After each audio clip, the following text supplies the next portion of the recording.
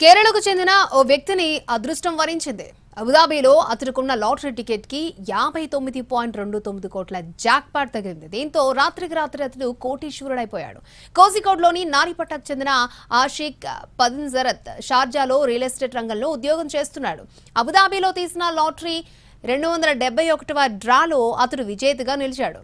దీంతో అతడికి 59.29 కోట్ల జాక్పాట్ వచ్చింది.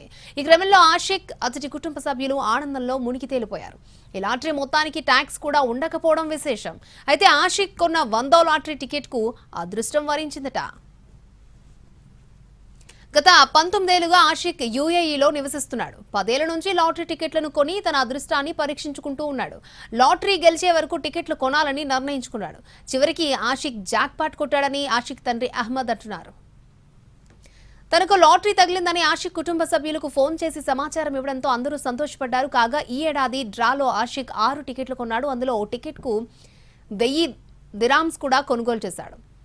జనవరి 29న ఆన్లైన్లో కొనుగోలు చేసిన టికెట్ ఆషిక్కి అదృష్టాన్ని తెచ్చిపెట్టింది. ఈ టికెట్కే లాటరీ తగిలింది.